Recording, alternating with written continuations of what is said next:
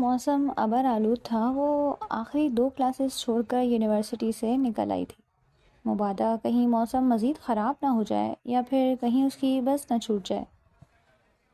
Bus stop uni سے 10 minute فاصلے پر تھا، پر آج اس نے تیز قدموں سے چلتے 10 منٹ کا فاصلہ 5 منٹ میں طے کیا تھا،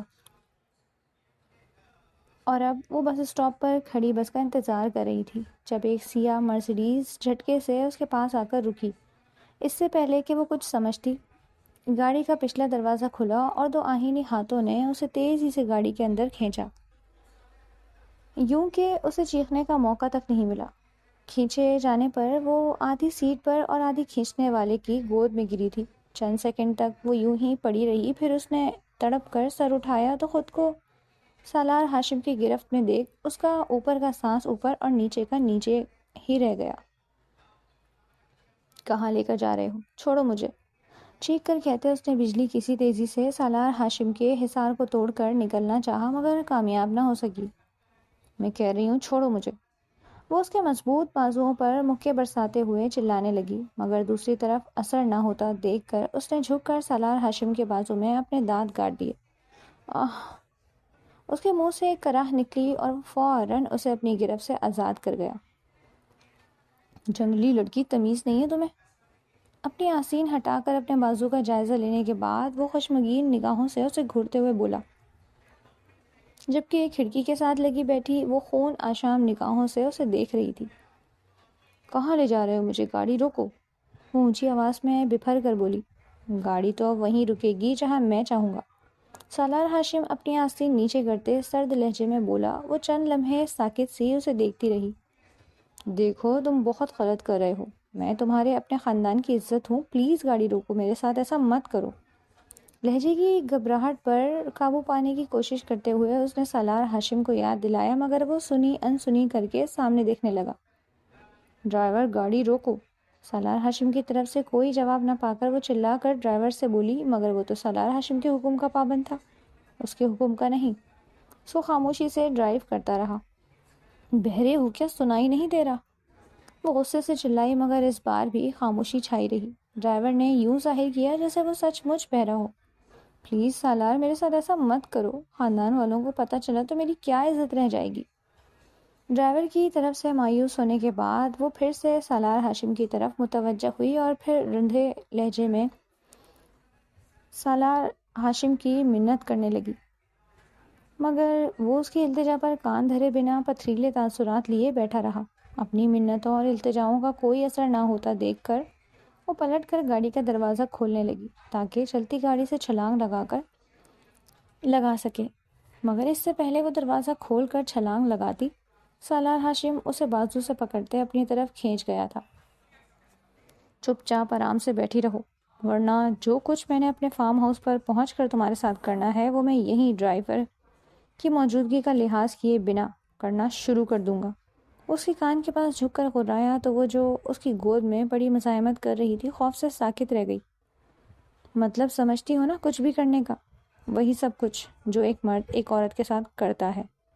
اس کی پھیلی آنکھوں میں دیکھتا وہ یوں ہی جھکے ہوئے اس کے سر کے پاس دوبارہ گویا ہوا تو وہ بے حس و حرکت پڑی رہی، اس کے حلق سے آواز تک نہ نکل سکی۔ ضرور سمجھتی ہوگی، مطلب آخر بچی تو نہیں ہو۔ زہیب ہاشم کی ہونٹ اس کے گالوں کو چھو رہے تھے، گرم سانسیں چہرے کو جھلسا رہی تھی۔ پلیز چھوڑو، میں آرام سے بیٹھوں گی۔ چند ثانیے اسے دیکھتے رہنے کے بعد وہ کپکپاتے ہوئے لہجے میں بولی۔ اگر وہ اس کے کان کے قریب جھکا ہوا نہ ہوتا تو سن نہ پاتا۔ چھوڑ رہا ہوں، مگر شرافت سے بیٹھنا، اگر پھر ایسی حرکت کی تو اس کے بعد جو حرکت میں کروں گا اس کی ذمہ دار بھی تم ہوگی۔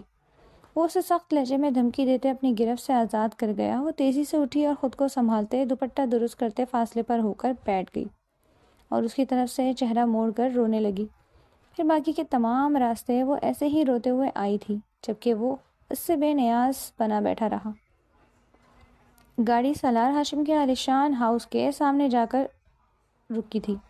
وہ اپنی طرف کا دروازہ کھول کر نیچے اترا اور گھوم کر اس کی طرف والا دروازہ کھولا۔ اترو نیچے، اس کی کرخت آواز پر وہ روتے ہوئے نفی میں سر ہلانے لگی۔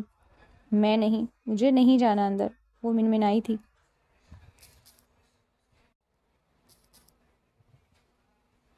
تم شرافت سے چل رہی ہو یا اٹھا کر لے چلوں؟ وہ اونچی آواز میں بولا، مگر وہ ہنوز اپنی جگہ پر جمی نفی میں سر ہلاتے روتی رہی۔ سالار عالم نے دانت پیستے جھک کر اس کو بازو سے پکڑا اور کھینچتے ہوئے باہر نکالا، اور پھر اسے یوں ہی کھینچتے ہوئے اندر کی طرف لے جانے لگا۔ پلیز خدا کا واسطہ مجھے چھوڑ دو، مجھے واپس جانا ہے، مجھے اندر نہیں جانا، پلیز۔ وہ اس کے ساتھ گھسیٹتے جاتے روتے ہوئے منتیں کر رہی تھی، مگر وہ اس کی پکار پر دھیان دیے بنا اندر لے آیا اور کمرے میں لا کر بیڈ پر پٹک دیا۔ وہ اوندھے منہ بیڈ پر گری اور پھر جلدی سے پلٹ کر اسے دیکھنے لگی۔ بیڈ کے بالکل پاس ہی بلیک پینٹ کوٹ پہنے، دونوں ہاتھ کمر پر رکھے، خاصے جارحانہ انداز کے ساتھ اسے گھور رہا تھا۔ کیوں لائے ہو مجھے یہاں؟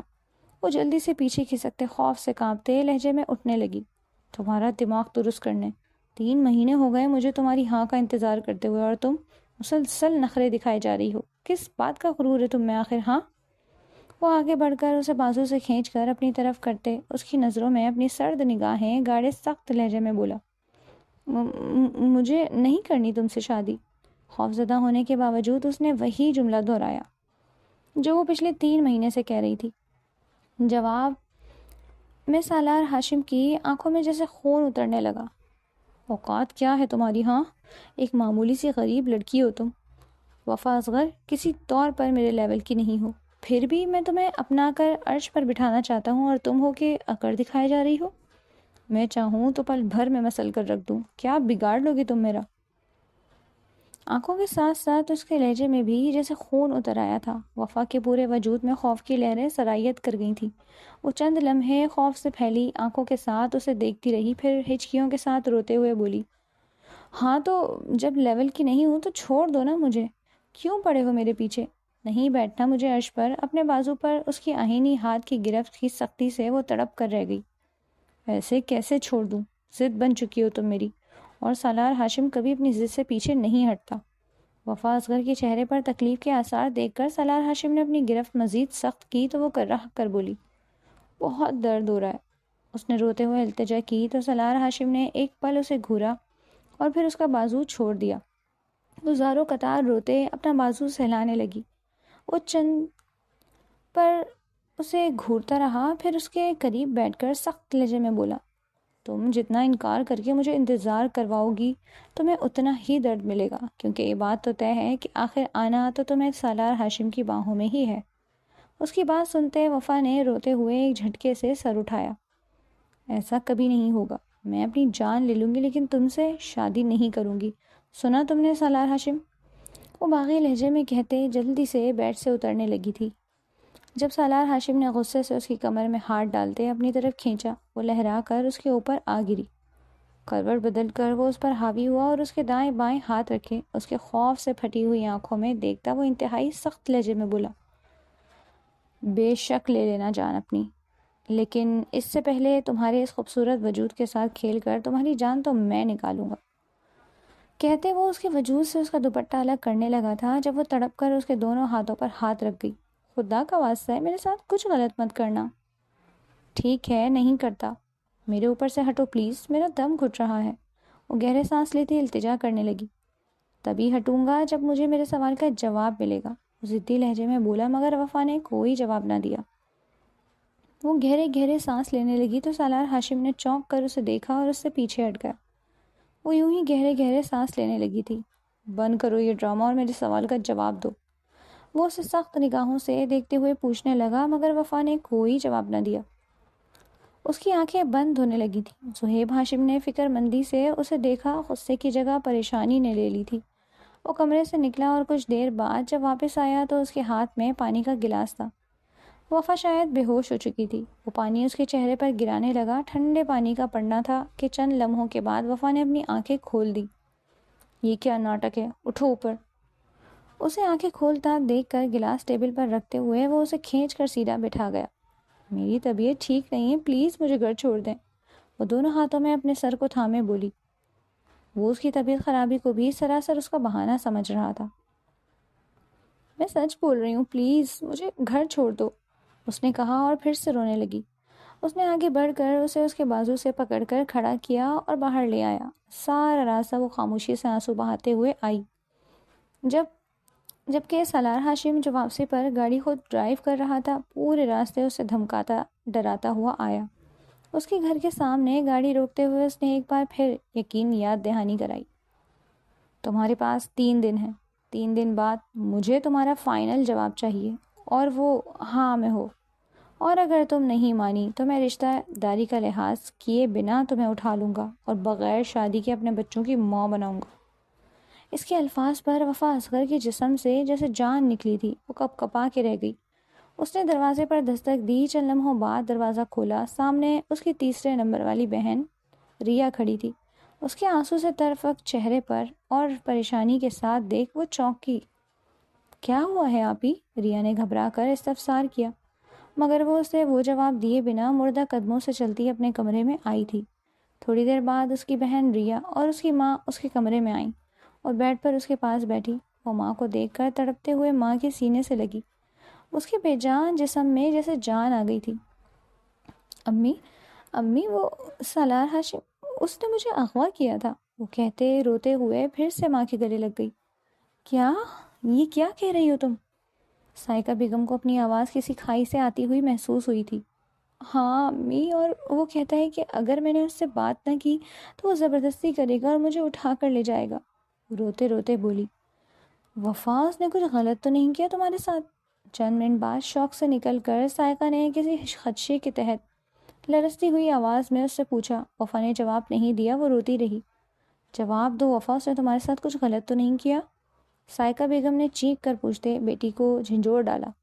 نہیں امی، کچھ غلط نہیں کیا، اس نے کہا تو سائقہ بیگم کے منہ ایک پرسکون سانس خارج ہوئی۔ لیکن امی، وہ بہت گھٹیا انسان ہے، بہت گھٹیا، وہ بہت بیہودہ باتیں کر رہا تھا مجھ سے، میں کیسے اس سے جان چھڑاؤں؟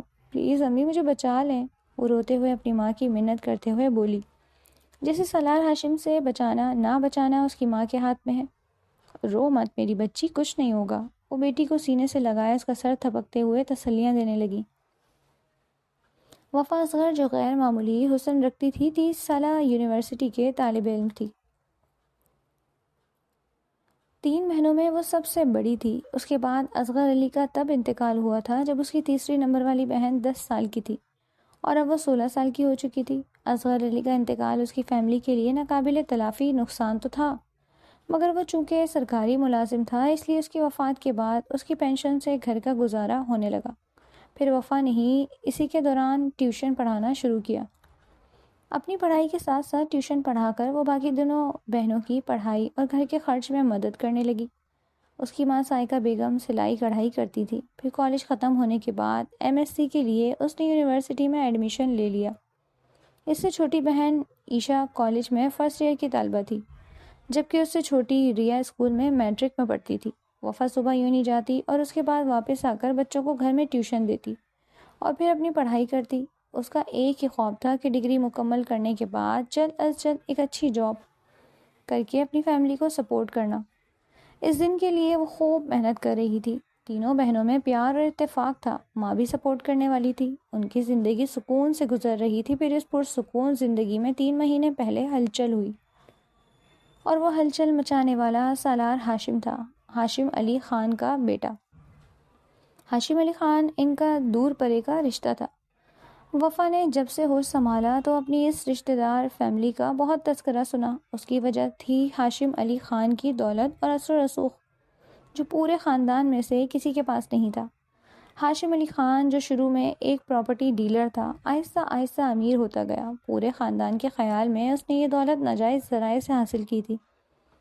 ہاشم علی خان کا ذکر تو میڈیا میں بھی ہوتا تھا، اور اب اس کے اکلوتے بیٹے سالار ہاشم کا چرچا پورے خاندان میں کیا شہر میں ہوتا آ رہا تھا۔ سالار ہاشم جو منہ میں سونے کا چمچہ لے کر پیدا ہوا تھا اور ایک بگڑا رئیس زادہ کہلاتا تھا، اب بگڑے رئیس زادے کے ساتھ ساتھ وہ گینگسٹر بھی کہلانے لگا تھا۔ وہ بظاہر ایک بزنس مین تھا، مگر سب جانتے تھے کہ وہ اصل میں غلط قسم کے کالے دھندوں میں ملوث تھا۔ اکثر اخباروں، سوشل میڈیا پر اس کے متعلق کوئی نہ کوئی خبر گردش کرتی رہتی۔ دولت اور اثر و رسوخ کی وجہ سے کوئی اس پر ہاتھ نہیں ڈال سکتا تھا۔ یوں لگتا تھا کہ گویا اس نے پورے شہر کو اپنی جیب میں رکھا ہوا ہو۔ بڑے بڑے عہدوں والے اکثر اس سے چھپ کے ملتے تھے۔ وفا نے سوشل میڈیا پر اس کی تصویریں دیکھ رکھی تھیں۔ دیکھنے میں وہ کسی فلمی ہیرو کی طرح اسٹائلش لگتا تھا، مگر تھا وہ ایک گینگسٹر یا غنڈہ۔ وفا کو اس سے سخت نفرت تھی۔ کبھی کبھی وہ تینوں بہنیں مل کر زوہی ہاشم اور اس کی فیملی کو ڈسکس کر لیا کرتی تھیں۔ جب اخبار یا سوشل میڈیا پر سالار ہاشم کے متعلق کوئی نیا کارنامہ سننے کو مل جاتا، مثلاً کچھ عرصہ پہلے سالار ہاشم سے متعلق ایک ویڈیو سوشل میڈیا پر وائرل ہوئی۔ اس میں وہ اپنے آدمیوں کے ساتھ سڑک کنارے کھڑا ایک موٹر بائیک والے شخص کو پیٹ رہا تھا، جس کی غلطی صرف یہ تھی کہ اس نے سالار ہاشم کی گاڑی کو کراس کر کے آگے نکلنے کی کوشش کی تھی۔ کچھ دن سوشل میڈیا پر سالار ہاشم کو ارسٹ کرو کا ہیش ٹیگ چلتا رہا اور پھر خاموشی چھا گئی۔ یوں تو ہاشم علی خان اور اس کی فیملی اسٹیٹس کی وجہ سے اپنے رشتہ داروں کو منہ نہیں لگاتے تھے، مگر 3 مہینے پہلے اچانک ایک رشتہ دار کی شادی میں سالار ہاشم نے حیرت انگیز طور پر شرکت کر لی۔ سب حیران تھے اور اس کے پیٹ پیچھے برا بھلا کہنے والے تمام رشتہ دار اس کے آگے پیچھے جا رہے تھے۔ وفا بھی وہاں موجود تھی اور اسٹیج سے کچھ فاصلے پر کھڑی اسٹیج پر گردن اکڑائے، چہرے پر مغروری والا تاثرات سجائے بیٹھے سالار ہاشم کو ناگوار نگاہوں سے دیکھ رہی تھی۔ اس گھنڈے کے آگے سب بچھے تو ایسے جا رہے ہیں جیسے یہ کہیں کا پرنس ہو۔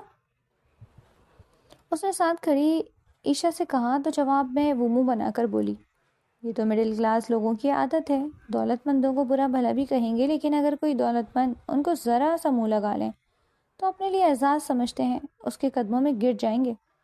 ہاں تم صحیح کہہ رہی ہو، وفا نے اس سے اتفاق کیا۔ پھر وہ سالار ہاشم کو اگنور کرتے عائشہ کے ساتھ دوسری چیزوں پر تبصرہ کرنے میں مصروف ہو گئی تھی، اس بات سے بے خبر ہے کہ اسٹیج پر پیچھے سالار ہاشم کی نگاہ اس پر پڑ چکی تھی، اور وہ نگاہ کوئی عام نگاہ نہیں تھی، پسندیدگی والی نگاہ تھی، فدا ہونے والی نگاہ تھی۔ سالار ہاشم جو محض اپنی عمارات کا روب جھاڑنے کے لیے اپنے اس معمولی سے رشتہ دار کی شادی میں چلا آیا تھا، اس نے سوچا بھی نہیں تھا کہ وہ یہاں آ کر کسی پر دل ہار جائے گا۔ گلابی شیفون کے سوٹ میں ملبوس ہم رنگ دوپٹہ گلے میں ڈالے، بالوں کو کیچڑ میں مقید کیے، ہلکے پھلکے میک اپ اور جولری کے ساتھ اسٹیج سے کچھ دور کھڑی وہ لڑکی جو ساتھ کھڑی لڑکی سے سرگوشیوں میں باتیں کر رہی تھی، سالار ہاشم کی نگاہوں کو اتنا بھا گئی کہ چند لمحے تو وہ اس سے نظریں ہی نہیں ہٹا سکا۔ پھر جو ہی وہ لڑکی وہاں سے ہٹتے غائب ہوئی تو سالار ہاشم عجیب سی بے چینی محسوس کرنے لگا۔ اس کے لیے اس معلومات حاصل کرنا کوئی مشکل کام نہیں تھا۔ وہ وفا اصغر تھی، اس کی دور پرے کی ایک کی رشتہ دار۔ گھر واپس آنے تک وہ راستے میں ایک فیصلہ کر چکا تھا، اور وہ فیصلہ تھا وفا اصغر کو اپنی زندگی میں شامل کرنے کا۔ یوں تو وہ پوری دنیا گھوم چکا تھا، کئی حسیناؤں کے ساتھ وقت گزار چکا تھا، مگر شادی کے لیے اسے جس طرح کی لڑکی کی تلاش تھی، وہ تلاش اس کی وفا اصغر پر ختم ہو گئی۔ دوسرے دن اس نے موم ڈیڈ سے بات کرنے کی ٹھانی۔ ہاشم علی خان اور مسز ہاشم کو جب معلوم ہوا کہ ان کا اکلوتا بیٹا اپنی غریب رشتہ دار پر فدا ہے تو وہ حیران ہونے کے ساتھ ساتھ غصہ بھی ہوئے۔ مسز ہاشم کا ری ایکشن زیادہ سخت تھا۔ ہم اپنے اسٹیٹس کی وجہ سے جن غریب اجڑ رشتہ داروں کو منہ نہیں لگاتے، تم انہی میں شادی کر کے ہماری عزت، ہماری امیج اور اسٹیٹس کو کچرا کرنا چاہتے ہو؟ مسز ہاشم نے چلاتے ہوئے بیٹے کو کہا، مجھے اسٹیٹس سے کوئی فرق نہیں پڑتا موم، مجھے وفا پسند ہے اور میں اسی سے شادی کروں گا، چاہے آپ راضی ہوں یا نہ ہوں۔ وہ بھی مسز ہاشم علی خان کا ہی بیٹا تھا، ہٹ دھرمی اور ضد میں ان سے 10 ہاتھ آگے۔ پھر نہ مسٹر ہاشم کا گرجنا برسنا کام آیا اور نہ غصہ کرنا۔ ایک ہفتے بعد انہیں اپنے شوہر کے ساتھ اپنے ان رشتہ داروں کے گھر جانا ہی پڑا، جن کے گھر قدم رکھنا تو دور، ان پر نظر ڈالنا بھی وہ اپنے اسٹینڈرڈ کی توہین سمجھتے تھے۔ ہونا تو یہی چاہیے تھا کہ اتنے امیر رشتہ داروں کی ہاں سے رشتہ آنا سائقہ بیگم اور اس کی بیٹیوں کو خوش کر دیتا، مگر پہلے تو وہ انہیں اپنے گھر میں دیکھ کر حیران ہوئیں، پھر ان کا مدعا جان کر سائقہ بیگم پریشان ہو گئی، کیونکہ وہ وفا کے خیالات سے اچھی طرح واقف تھیں کہ وہ ہاشم علی خان اور اس کی فیملی کو کس قدر ناپسند کرتی ہے۔ اس لیے ان کا مدعا جاننے کے بعد وہ مناسب طریقے سے معذرت خواہانہ انداز میں دونوں میاں بیوی سے کہنے لگی، میری بیٹی وفا تو ابھی پڑھ رہی ہے، اسے ڈگری کمپلیٹ کرنی ہے، اپنے پاؤں پر کھڑا ہونا ہے، ابھی کئی سال تک اس کا شادی کا بالکل ارادہ نہیں، اور اگر ہوا بھی تو ہم اپنے لیول کے لوگوں میں کریں گے، اس لیے میری طرف سے معذرت ہے۔ اس انکار پر ہاشم علی خان تو خاموش ہو گئے، مگر مسز ہاشم بری طرح بھڑکی۔ وہ جو پہلے ہی رشتہ لانے پر راضی نہیں تھی اور اب انکار سن کر اپنی بے عزتی سمجھتے ہوئے بھڑک اٹھی. ارے میں تو راضی ہی نہیں تھی تمہاری بیٹی کے رشتے کے لیے، تو سالار کی ضد کی وجہ سے مجبوری میں دل پر پتھر رکھ کر آنا پڑا، ورنہ اپنے اکلوتے بیٹے کے لیے میں نے اپنے اسٹیٹس کی بہو لانے کا سوچا ہوا تھا. تم لوگوں کی اوقات کیا ہے؟ جس رشتے پر تم لوگوں کو خوشی سے پاگل ہونا چاہیے تھا اس سے انکار کر رہے ہو. ہمارے گھر کے ملازمین بھی تم سے اچھی حالت میں رہتے ہیں، اور ویسے بھی تمہاری بیٹی ایسی بھی کوئی ابصرہ نہیں ہے. اس سے زیادہ حسین لڑکیوں کے ساتھ میرے بیٹے نے ٹائم پاس کیا ہے، نہ جانے اسے اس میں کیا خاص نظر آیا. مسز ہاشم علی خان سخت حقارت بھرے لہجے میں باتیں سنا کر چلی گئی. وفا جو اس وقت محض ماں کے کہنے پر خاموش ہو گئی تھی، بعد میں ماں کو سامنے بھڑک گئی. مجھے کیوں منع کیا آپ نے کچھ کہنے سے؟ اور خود بھی چپ چاپ اس امیر بدمزاج عورت کی باتیں سنی. وہ خوب ناراض ہو رہی تھی ماں پر. ہماری اوقات ان سے مقابلہ کرنے اور لڑنے کی نہیں ہے بیٹا. سائقہ بیگم نے اسے سمجھانا چاہا مگر وہ کچھ سننے پر تیار نہ تھی اور غصے میں رات کو کھانا کھائے بغیر سو گئی. پھر یوں ہی صبح وہ بنا ناشتے کی یونیورسٹی چلی گئی. یونیورسٹی میں بھی اس کا موڈ سارا دن خراب رہا.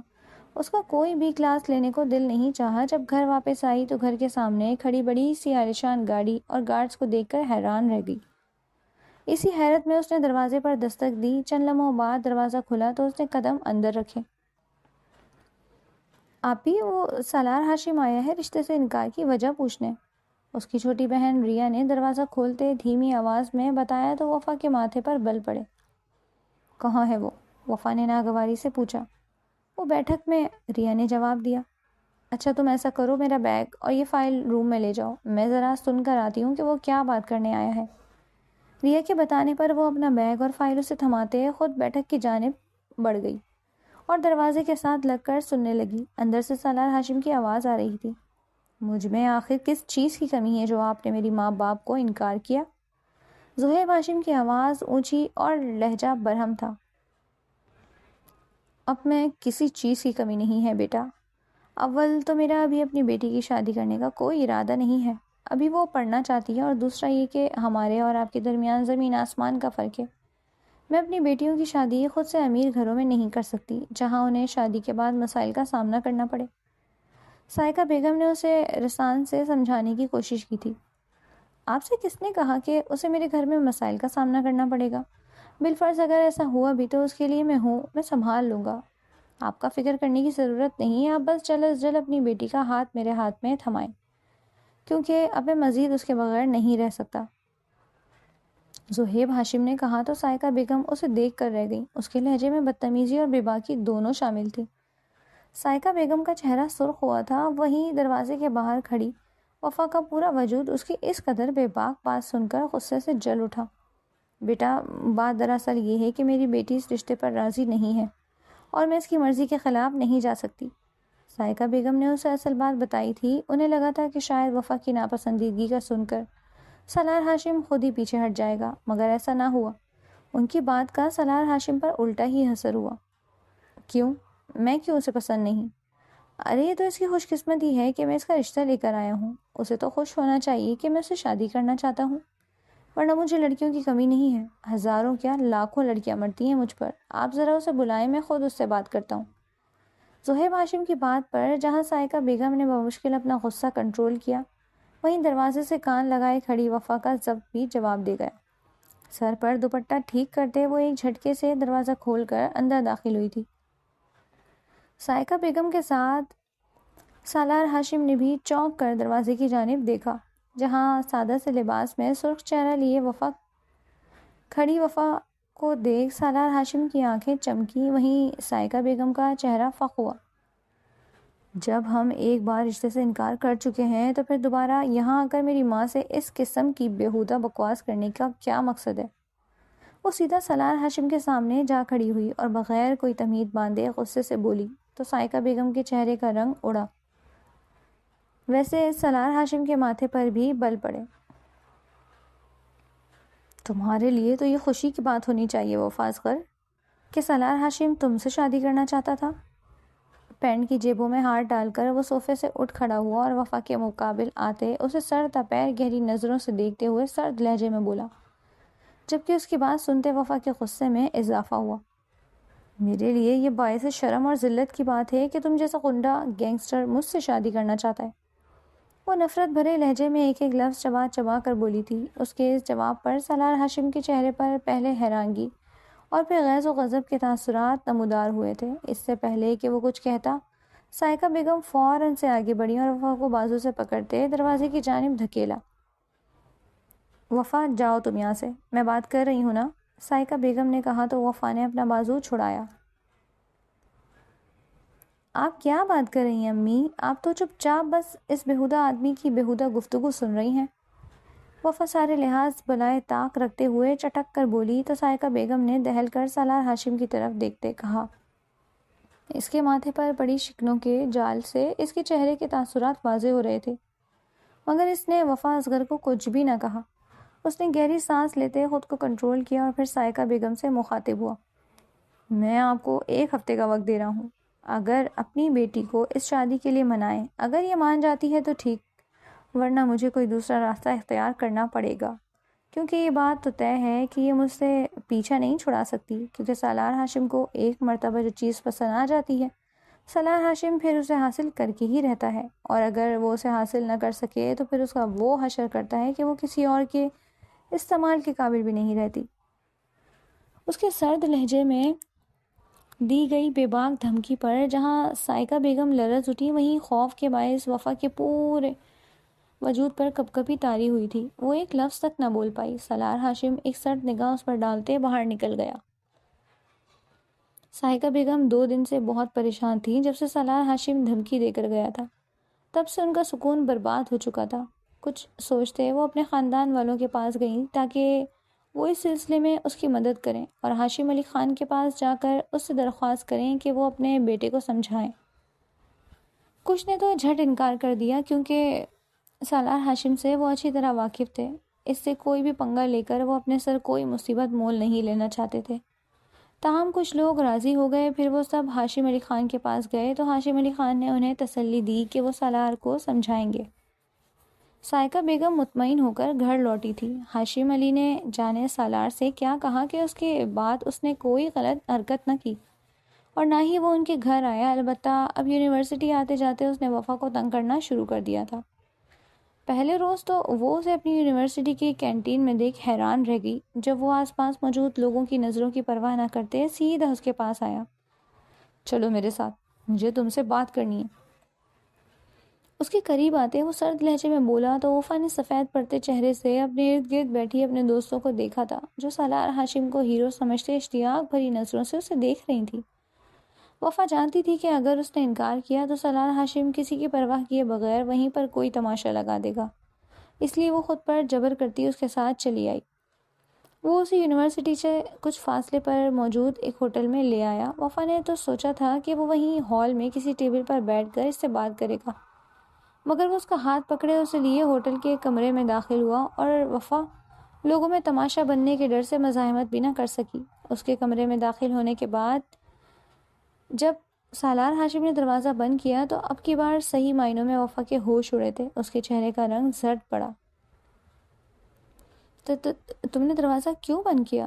کھولو اسے، بری طرح گھبراتے ہوئے بولی تو جواباً سالار ہاشم نے اسے سخت نظروں سے گھور کر دیکھا۔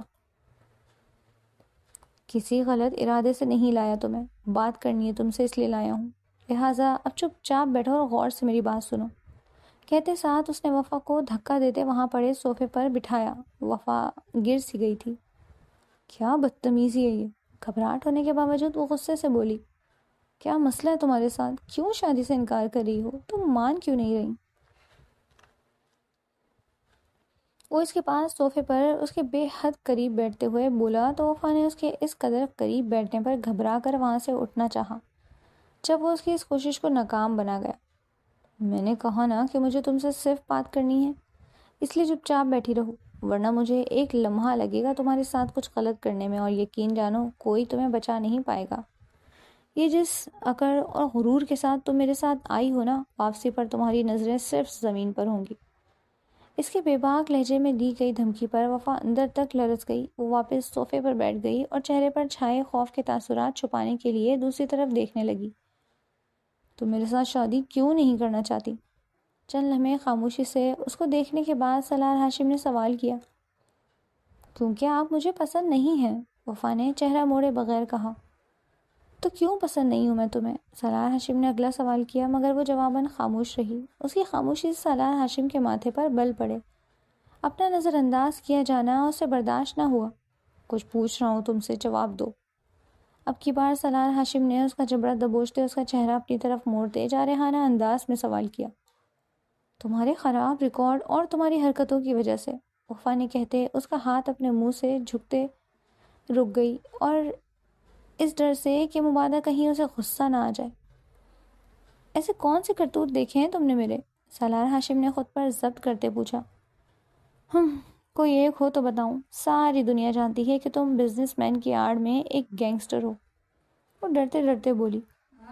تو میں تمہیں اس لیے ناپسند ہوں کہ میں ایک گینگسٹر ہوں؟ سالار ہاشم نے آئیبرو اچکا کر سوال کیا۔ ہاں، اور اگر تم نے مجھ سے شادی کرنی ہے تو ان تمام دھندوں کو چھوڑنا ہوگا، اور تمہارے پاس جتنا بھی حرام کا پیسہ ہے وہ تمہیں ٹرسٹ میں دینا ہوگا۔ نہ جانے کیسے اس کے ذہن سے شرط نکل گئی، حالانکہ اس سے پہلے اس کے ذہن میں دور دور تک ایسی کوئی بات یا ایسا کوئی ارادہ نہیں تھا۔ جواباً وہ کچھ دیر تک اسے گھورتا رہا اور پھر طنزیہ لہجے میں بولا، اتنی بھی تم کوئی افسرہ نہیں کہ جس کے لیے میں آسمان سے زمین پر آ جاؤں۔ وہ اسے دیکھتے بولا تو اس کے ماتھے پر بل پڑے۔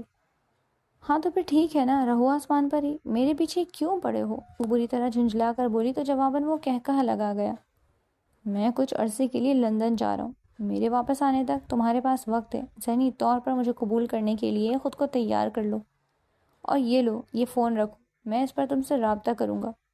زہیب ہاشم نے کہتے ساتھ اپنی جیب سے خوبصورت اسمارٹ فون نکال کر وفا کی جانب بڑھایا، اور وفا کو فون نہ لیتے دیکھ اس نے کچھ سختی سے کہا، تو مجبوراً نہ چاہتے ہوئے بھی وفا کو اس سے وہ فون لینا پڑا۔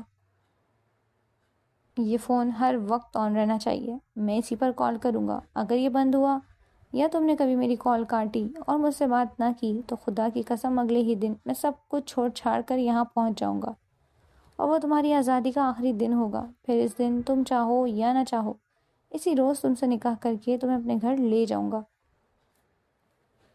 وہ اسے یوں ہی کافی دیر تک دھمکیاں دیتے ڈراتا رہا، اور وہ لب بھینچے خوف سے دھڑکتے دل کے ساتھ چپ چاپ سنتی رہی۔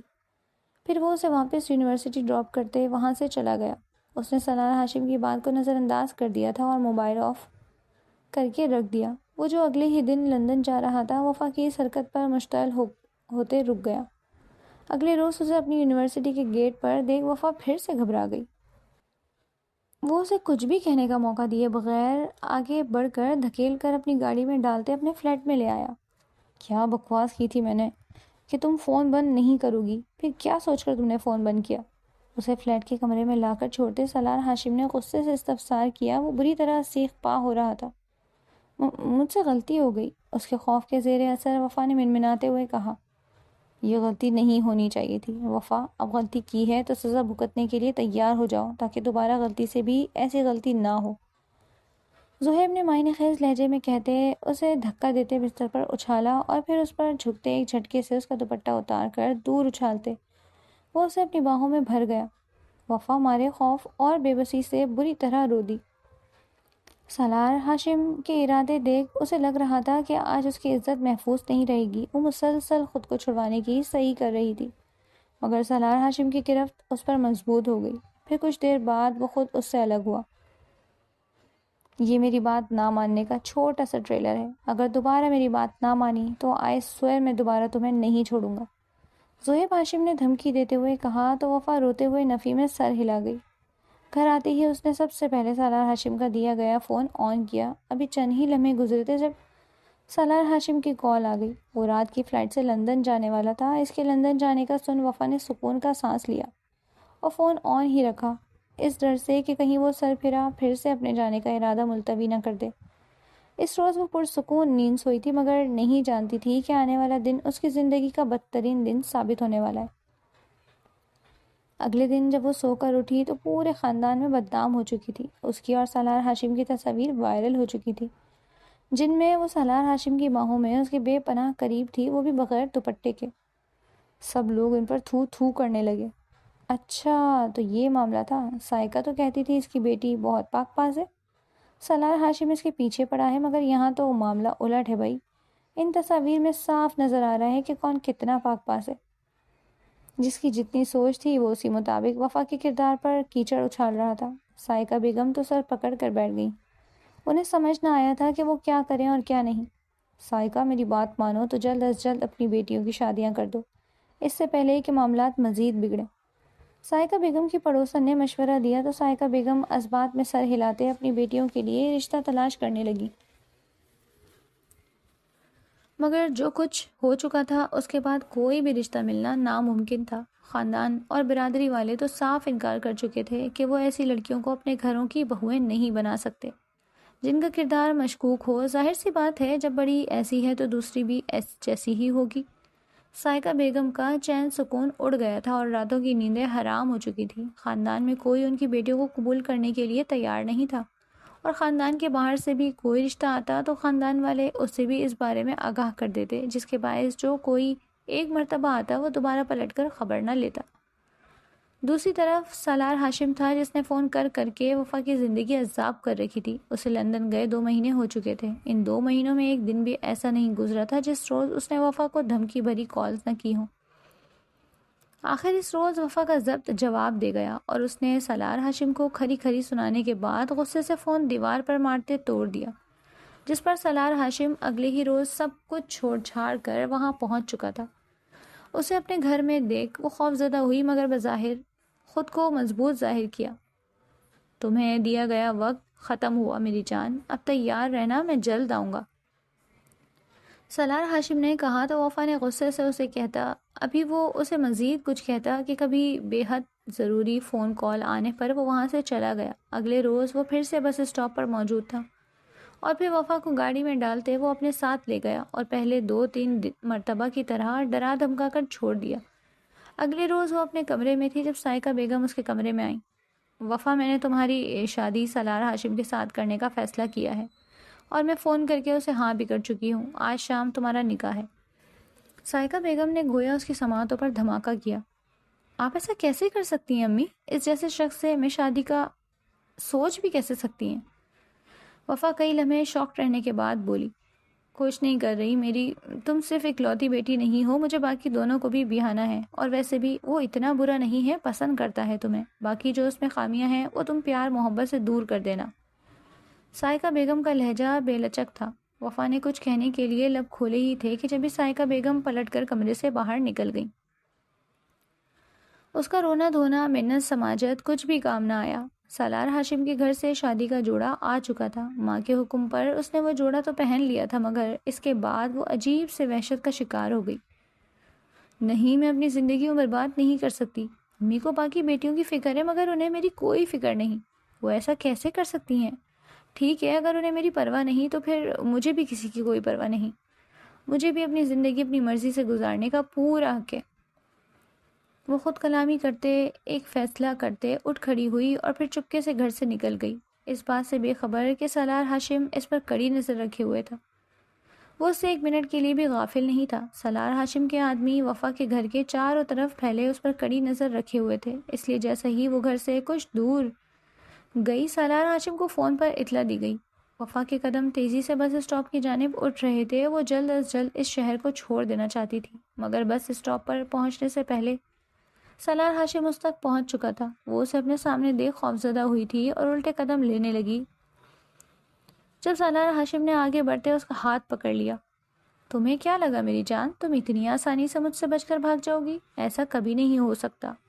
تمہاری وجہ سے میرا بہت بڑا نقصان ہوا ہے۔ تم نے فون پر جو بکواس کی تھی اس کی وجہ سے میں لندن سے اپنی ایک اہم ڈیل چھوڑ کر آیا، جس کی وجہ سے مجھے لاکھوں نہیں بلکہ کروڑوں کا نقصان ہوا۔ اس نقصان کی بھرپائی اب تم کرو گی، وہ بھی میری بیوی بن کر۔ زہیب ہاشم نے سختی سے کہا اور پھر کھینچتے ہوئے اسے گاڑی میں بٹھایا۔ وہ اسے واپس گھر لے آیا۔ سائمہ بیگم جو بیٹی کی اس حرکت پر شاکڈ تھی، سالار کے سامنے ہی اس کے چہرے پر تھپڑ مارا۔ وہ کئی لمحے تک بے یقینی سے اپنی ماں کو دیکھتی رہی اور پھر کسی ٹرانس کسی کیفیت میں بلا چوں چرا کیے نگاہ نامے پر دستخط کر دیے۔ سالار ہاشم اسے پا کر بہت خوش تھا۔ وہیں سالار ہاشم کے عالیشان بیڈ روم میں کسی بے جان چیز کی طرح بے حس و حرکت بیٹھی ہوئی تھی۔ جب دروازہ کھولتے سالار ہاشم اندر داخل ہوا اور سیدھا اس کے قریب آیا۔ اس کے جذبات، احساسات کسی چیز کی بھی سالار ہاشم کو پرواہ نہیں تھی۔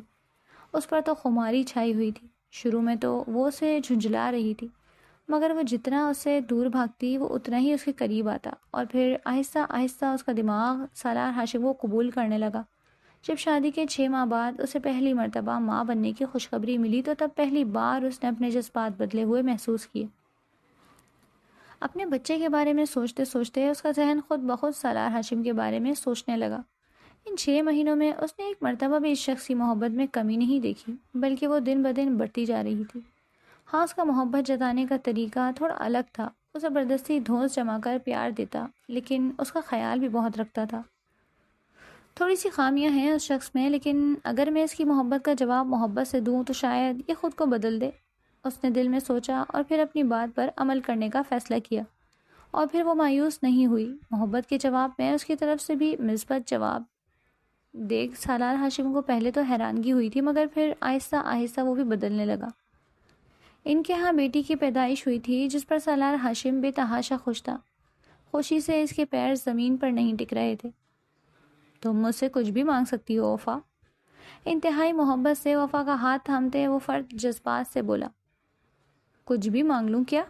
وفا نے کہتے سوالیہ نظروں سے اسے دیکھا۔ ہاں، کچھ بھی، وہ انتہائی فراخ دلی سے بولا۔ تم جتنے بھی غلط کام کرتے ہو وہ سب چھوڑ دو، وفا نے کہا اور اس کے جواب کی منتظر ہوئی۔ سمجھو چھوڑ دیے اور کچھ؟ وہ لمحے کی دیر کیے بغیر بولا تو وفا حیرانگی سے اسے دیکھتی رہ گئی۔ جتنا بھی پیسہ تم نے غلط کاموں سے کمایا ہے اس کا 1 روپیہ بھی تم مجھ پر، میری بیٹی پر یا اس گھر پر خرچ نہیں کرو گے۔ اسے رام ہوتے دیکھ وفا نے موقع کو غنیمت جانتے شرط رکھی۔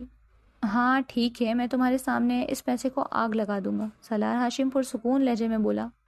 نہیں، آگ نہیں لگانی، تو وہ سارا پیسہ کسی ٹرسٹ یا NGO کو دے دو، وفا نے کہا تو سالار ہاشم نے سر اس بات میں ہلایا۔ وفا کے چہرے پر زندگی سے بھرپور مسکراہٹ آ گئی۔ اس سے شادی کے بعد آج پہلی مرتبہ وہ اس قدر خوش تھی۔ اب سالار ہاشم اسے برا نہیں لگتا تھا، بلکہ اب وہ اسے اچھا لگنے لگا تھا، اور اسے یقین تھا کہ وہ ایک نہ ایک دن ضرور اس شخص کی محبت میں مبتلا ہو جائے گی۔